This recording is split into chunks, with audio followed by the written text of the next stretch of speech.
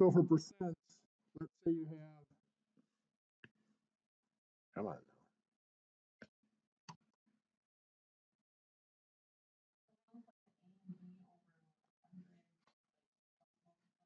Okay. So with percents, remember like 24%, that literally means, 24 out of 100. So if I wanted to change it to a decimal is always out of 1. So that just means I'm dividing by 100. That's 0.24. So since it's always going to be dividing by 100, technically all you have to do is move that decimal point over 2 spots and make it 0.24. Then going the other way, if you have a decimal, like 0.68, and you want to turn that into a percent, it's just the opposite. You think of that as 0.68 out of 1.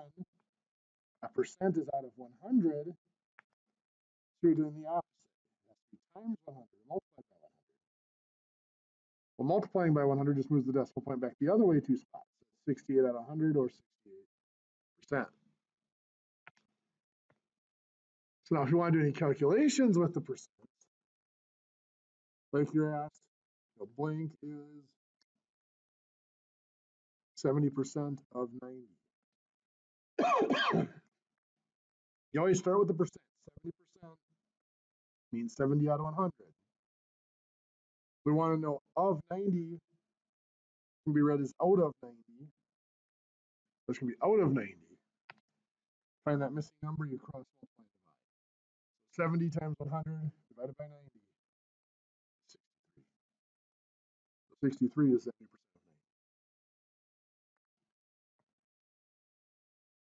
Or you might have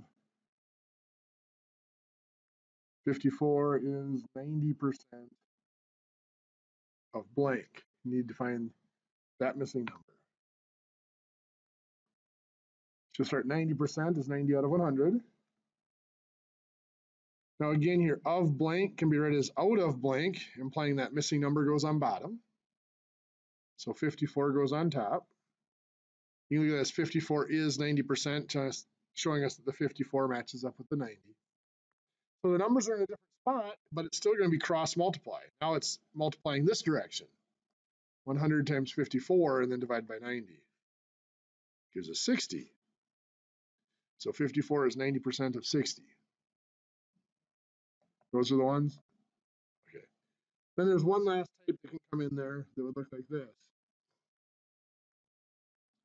32 is blank percent of 80. Well, we don't have the percent, but we're still going to start with it. We're going to put it as blank out of 100. Of 80 again is read out of 80. 32 goes on top. And again, they're in different spots, but it's still cross multiply. The two that are diagonal are the 100 and the 32.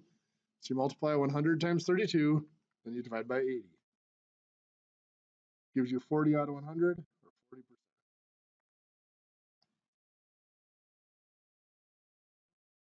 Okay. So then other things that we're going to need to know for the test. We're going to need to know our operations with algebraic numbers.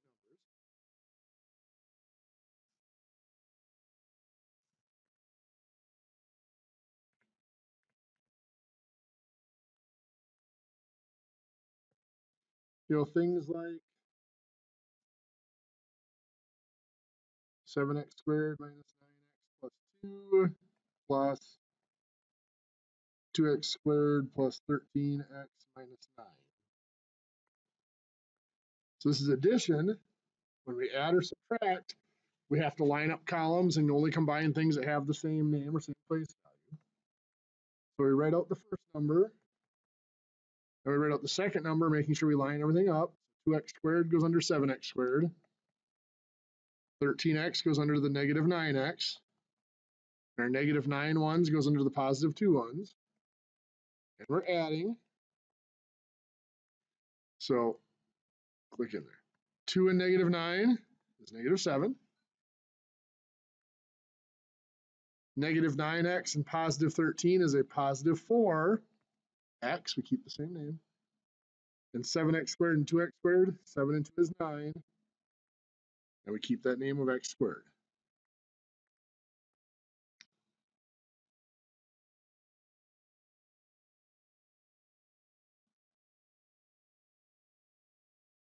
Any questions on that? Okay. It's a little bit trickier on subtraction. We might have 3x squared plus 9x minus 11 minus 7x squared minus 8x plus 4. We're still going to line it up because adding and subtracting both have to be lined up. Both have to have the same name. So the 7x squared goes with the 3x squared. Negative 8x goes with the positive 9x. The positive 4 ones go with the negative 11 ones. But we are subtracting now. So negative 11 minus 4 becomes negative 11 plus a negative 4, which is negative 15. Yeah. Yeah. And that's where it gets tricky, is with the subtracting with the negatives. Now this is 9x minus a negative 8x. So we'll just deal with the numbers. 9 minus a negative 8 is the same as 9 plus a positive 8, which is just positive 17. Then 3x squared minus 7x squared is a little easier. 3 minus 7 is just negative 4. Really, the tricky part there is dealing with the negatives. And I do always write it out on the side like this, so I keep it straight. Negative 11 minus 4. But remember, we changed it to plus the opposite. That's where I got the negative 11 plus a negative 4. You add the opposite. So that's why 9 minus a negative 8 became 9 plus a positive 8.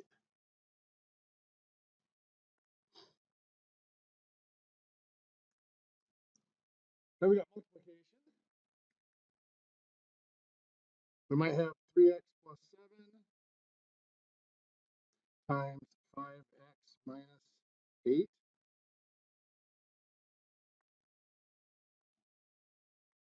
Now we could write this out and do the long multiplication, but I believe you were one that you've done the FOIL, right? Yeah. Yep. So just 3x times 5x is 15x squared.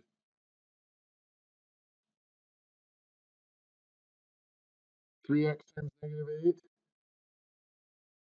negative 24x. 7 times 5x is a positive 35x. I usually write that underneath that one, so I'm going to combine those two. And 7 times negative 8 is negative 56. So I've got negative 56. Negative 24 plus 35 is a positive 11x and 15x squared.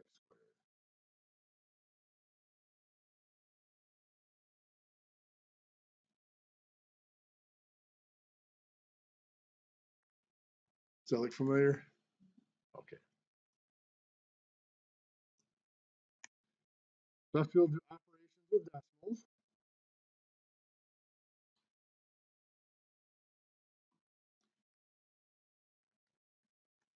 Adding, subtracting, multiplying, and dividing is not usually a problem.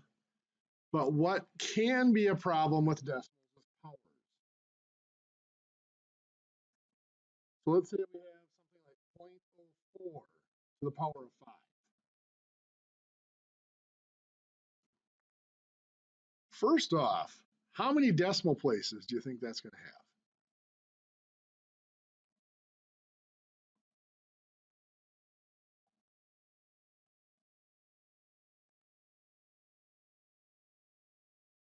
You've got the right idea, I think.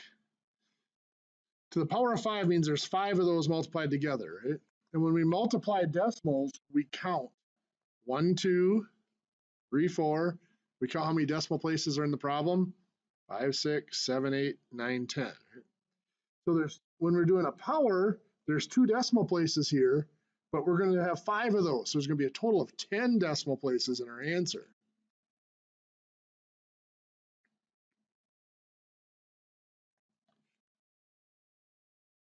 4 to the power of 5 is 1,024. That ends up at the end of all that. And the rest of this is filled in with zeros. The reason I mention this specifically, though, is because of what our calculator does. I put in 0.04 to the power of 5. My calculator gives me that number, but often in a way that I don't recognize. It looks like that. What that is telling us that 1.024 e negative 7, that is actually scientific notation. What that really stands for is 1.024 times 10 to the negative 7. So the big point here is, what does that 10 to the negative 7 mean? That means the decimal point. Negative means this number is really small. That decimal point has to move 7 spots to make this smaller. So it goes 1. Now we have to add zeros. So 2, 3, 4, 5, 6, 7. There's my decimal point. 1, 2, 3, 4, 5, 6 zeros. 1, 2, 3, 4, 5, 6 zeros. So it ends up being the same thing. It's just sometimes easier to reason it out like this. As long as you're okay working with that exponential notation, that scientific notation, know that this is the way the calculator displays scientific notation with that e negative 7 like that. Just knowing that this has to be 10 decimal places. The number of decimal places here times whatever that power is tells you how many decimal places there's going to be. Comparing the two helps you know that you move the decimal point correctly. So that's really the big downfall with the decimals and powers. So one more. Let's do 0.03 to the power of 4. How many decimal places does this have to have? 8, perfect. So I could do 3 to the power of 4 and fill it in, but here's what I'm going to do. I'm going to 0.03 to the power of 4. 8.1 e negative 7. I'll put the 8 and the 1 at the end of this and fill the rest in with zeros. Let's double check that. The decimal point was displayed right there as 8.1. Negative 7 means after 1, 2, 3, 4, 5, 6, 7. That is correct. So that is 0.00000081.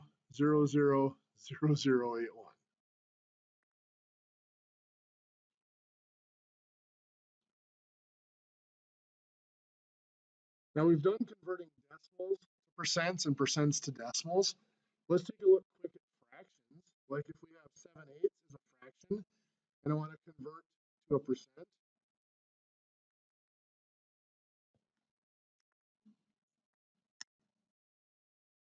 You could do 7 divided by 8, make it a decimal, and then move it 2 spots. But you can think that 7 out of 8, and a percent is always out of 100. So let's just cross multiply. 7 times 100 divided by 8 is 87.5. So that's 87.5%. Where it's tricky,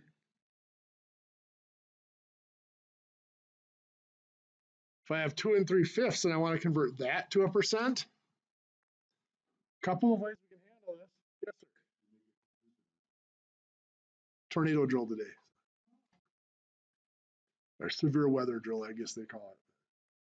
So that 2 3/5, it's usually easier if we make it into an improper fraction first. 2 times 5 is 10, plus 3 is 13/5. And now we can turn it into a percent by seeing what does that have to be out of 100. 13 times 100 divided by 2, or 13 times 100 divided by 5 is 260 out of 100, so that's 260%.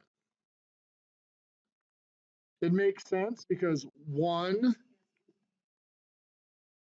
oh sure, yep. Yeah, so 1 equals 100%, so since that's bigger than 1, it has to be bigger than 100%. Yeah, and if you do it like this, this allows you to punch it into the calculator without having to worry about how the button works, how the percent button works. The percent key works differently on every calculator I've ever seen. on every brand, so it's hard to really figure out how to work the key to make it do it.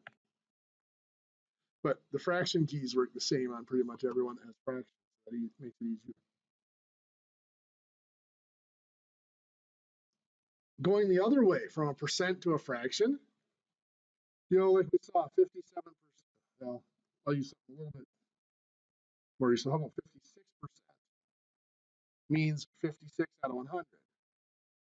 And so I've already changed it to a fraction. And if you left it that way, it would not be wrong. But we really should reduce it. Both of those can be divided by 4. Give us 14 out of 25. Where it gets a little difficult or a little more work is if we have, let's do 36 2/3%. There's a fraction within our percent already. So when we make that a fraction, it's 36 2/3 out of 100. Well, now that has to be reduced. We can't have a fraction left within our fraction. Easiest way to take care of that, remember, a fraction can be thought of as a division problem, and division problem can be turned into a fraction. So we'll take that 36 2/3 and just divide it by 100. So it's 36 2/3 divided by 100 over 1. We have to change the 36 2/3 into an improper fraction. 36 times 3 is 108, plus 2 is 110. So that is 110 thirds. Dividing by 100 over 1 is the same as multiplying by 1 over 100. Now we can cross cancel there. Both 110 and 100 can divide by 10, leaving me 11 and 10. 11 times 1 is 11. 3 times 10 is 30.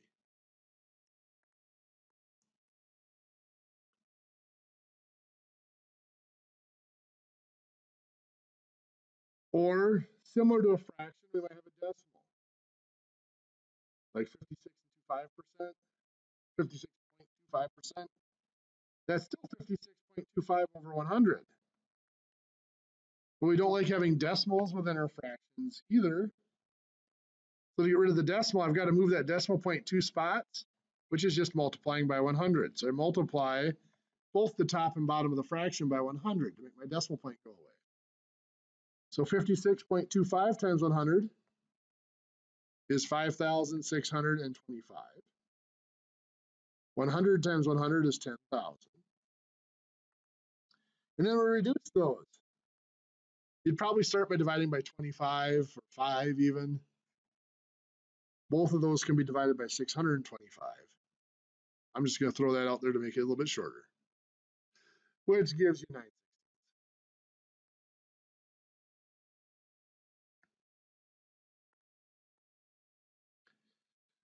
Okay. Next,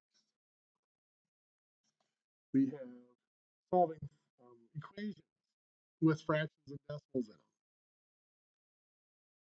Excuse me. So we might run into something like 2.1x minus 3.4 equals 3.5. Actually, let's make that not work out quite so nice. Let's do 3.2. I don't want to make it too easy on us. So now to solve that, that is exactly like just having 3x minus 5 equals 16. You would add 5 to both sides and divide by 3. Same here, it just looks different because there's decimals in there. So our first step over here to solve it is going to be to do what?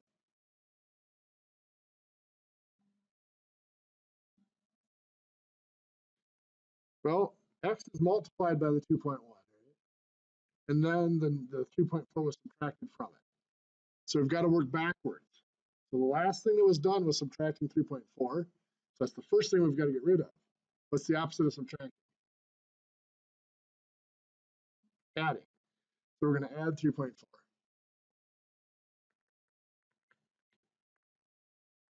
So that gives us 2.1x equals 6.6.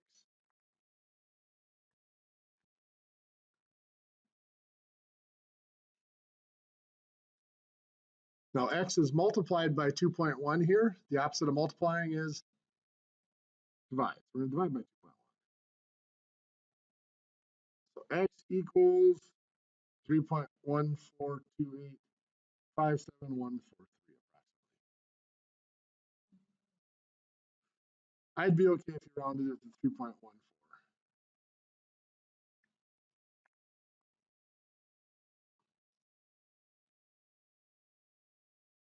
Or you might run into problems like this, 5x minus 4.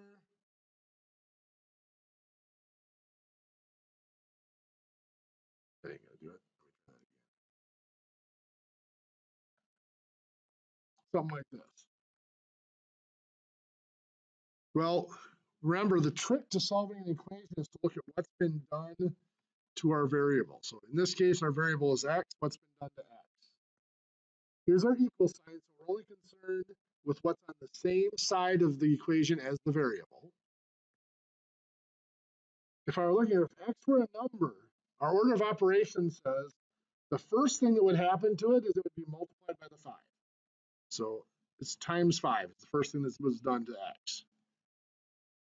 Because we have to do everything on the top of that fraction bar first, right? Then the next thing is 4 was subtracted, so minus 4. That would finish everything on the top of the fraction bar. So then the last thing that would happen is it was divided by 9. To solve it, we have to reverse that. But if you take something apart, the first piece you take off is the last piece that was put on. So the last thing done to build it was dividing by 9. First thing we do to take it apart is multiply by 9. When we do that, all we're doing on the side of the variable is taking pieces off. Multiplying by 9 here just takes off that piece, dividing by 9. On this side, we have to calculate. So 4 times 9 is 36. On the left side, we've taken off the 9s. All we have left is 5x minus 4. And now it's in a form that we're familiar with. We would add the 4. 5x equals 40. And then we would divide by 5. X equals 8. We're going to hit the test soon. So the drill soon. So if we're in the middle of a problem, if you want to just keep working on it in your notes, and we'll go over it as soon as we settle back in. I'll just have to open the door so people can come in here because this is one of the storm shelter rooms. So we might run into something like this. 3/4 x plus 2 1/2 equals 9 3/8. Again, this has the same form as something like 5x plus 3 equals 48. If we were solving this, we would have to subtract the 3 and then divide by 5, right? Same thing's going to happen over here. What's our first step?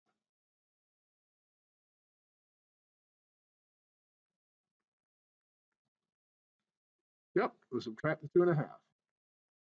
That's gone. We have 3/4 x equals. Now 9 3/8 minus 2 1/2. I'm just going to give you that as 6 7/8. You can do it on. Do you know how to do fractions on your calculator? Do you have the fraction calculator? Okay. Using your cell phone for a calculator? Okay. There are apps you can download. I know it does have fractions. Okay. So if you know how to use that, if not, let me know and I'll show you how. I see if I can figure it out. Some of the cell phone apps are a little different to use.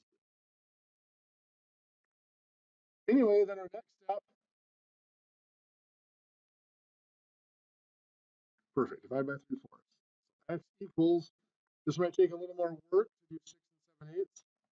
Divided by 3/4. We first have to make this an improper fraction. So 6 times 8 is 48. Plus 7 is 55. So that's 55/8. Divided by 3/4. Well, when we divide, we multiply by the reciprocal. So that's going to be 55/8 times 4/3. Cross cancel the 8 and 4 because they can both divide by 4. 4 divided by 4 is 1. 8 divided by 4 is 2. 55 times 1 is 55. 3 is 6. Then we divide that back out. 6 goes into 55 9 times. 9 times 6 is 54, so there's 1 left over. So that's 9 and 1/6.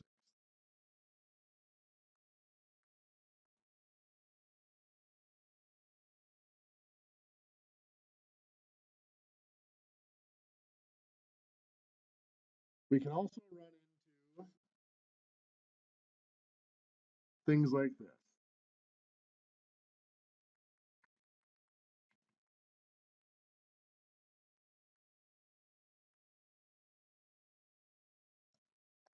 Parentheses and other things. Now remember, there's a set of steps we go through here. Step 1 is to always combine whatever we can on each side of the equation. So we'll start with the left side over here and combine what we can. First thing we see, parentheses, always tell us to do something here first. There's nothing to combine inside those parentheses. So we look at what needs to be done to the parentheses, and the parentheses are being multiplied. But it's not by 7. We have to be careful. It's being multiplied by a negative 7. So negative 7 times 2x is a negative 14x. Negative 7 times negative 3 is a positive 21. So we replace that section right there with negative 14x plus 21. Now we still have the 5x up front. We still have the plus 15 behind it. Now there's still more we can combine, so we're going to stay on the left side here. 5x and negative 14x is negative 9x. 21 and 15 is a positive 36. Now we'll go over to the other side and see what we can combine. Again, we have parentheses here, so we're going to start with that. They're multiplied by 4, so 4 times 5x is 20x. 4 times negative 8 is negative 32. We still have this negative 9x here, and that negative 12. So now we'll combine there.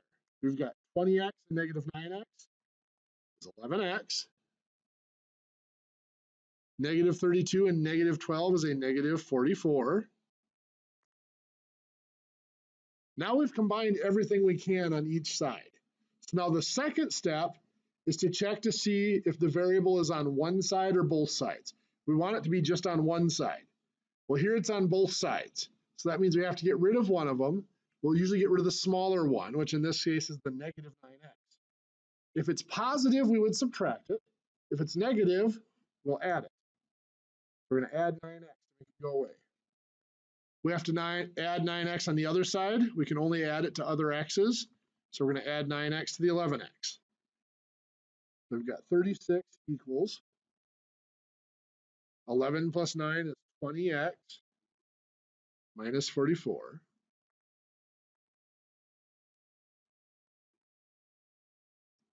Then we add the 44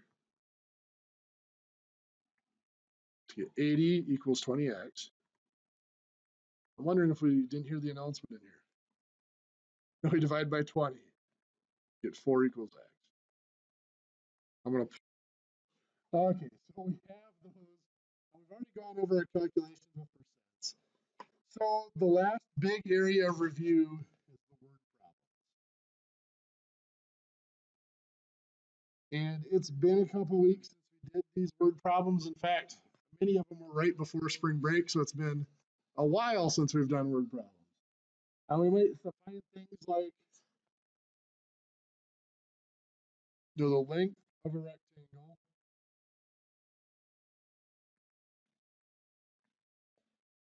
is 9 inches longer than the width.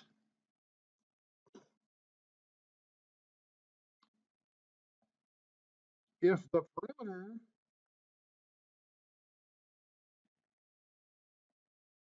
is 98 inches long.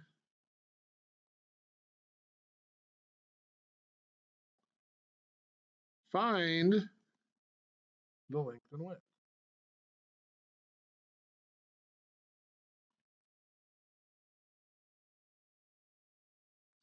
Now there's a couple of things in here that have potential to be confusing.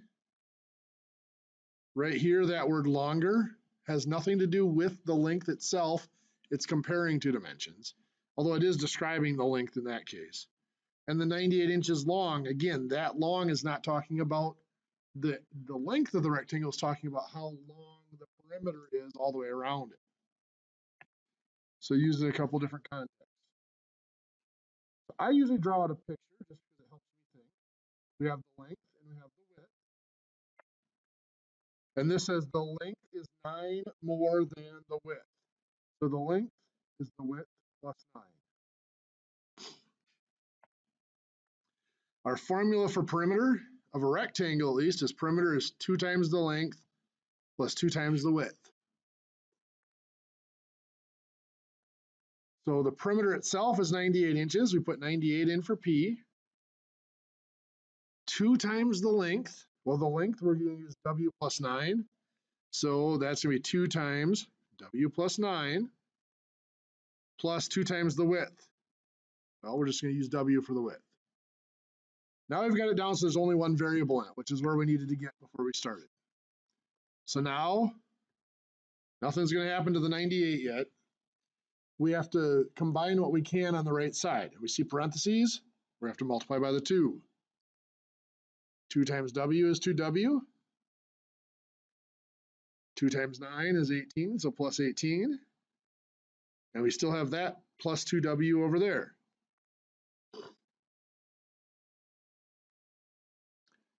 So now we combine 2W and 2W over there to make 4W. Still have the plus 18. And it still equals 98 on the left side. We'll subtract 18. 80 equals 4W.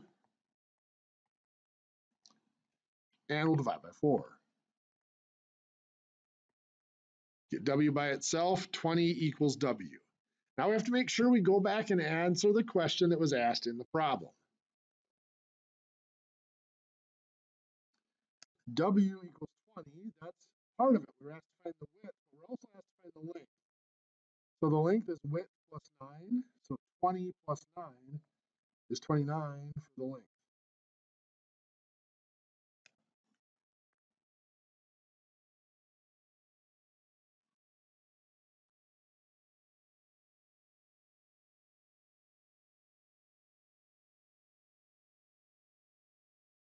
We can have word problems with our percents, which can often be the more difficult ones because we start looking at percent increase and percent decrease.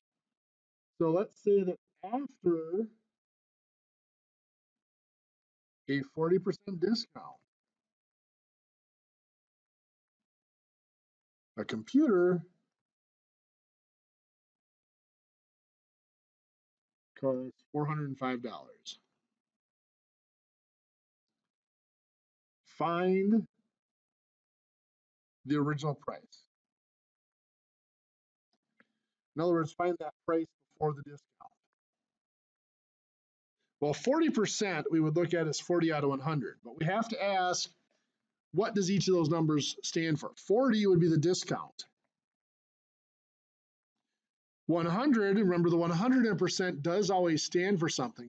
It stands for the full amount or the beginning, starting amount. In this case, it's the full amount or the list price. Well, the 405 here does not represent the discount. It also does not represent the full amount. It represents the price after the discount. So this is called a percent decrease problem. A discount decreases a total. So what that means is we're going to have to look at 100 minus 40. 100 was the full amount. Minus the 40% discount means we have 60% is what we're working with. So 60% is the amount paid after the discount. 100% is the full amount yet. Well, the 405 is the amount paid after discount. So we put that in there. And we are looking for the original price or the full amount, so that works. Now it's just a matter of cross multiply and divide. 100 times 405 divided by 60. Ends up being $675.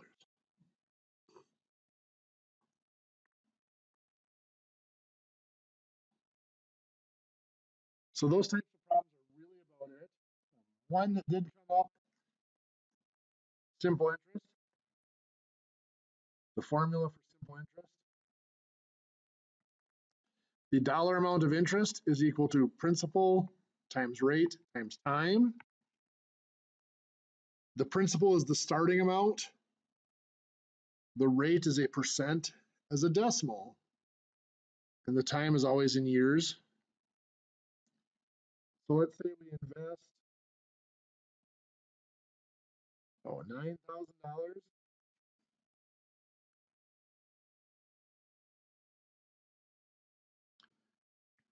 at 7% for 5 years. The amount of interest earned, I equals P is the principal, that's the $9,000 we started with. R is the rate, so again, that's our percent as a decimal. So 7% becomes 0.07. And T is our time in years, and that is 5 years. So 9,000 times 0.07 times 5 is $3,150 in interest. If I asked you what's the balance at the end or how much will we have at the end of 5 years, we would just take the original $9,000 plus the interest of $3,150. So we'd have $12,150. That's really about it. Do you have any questions?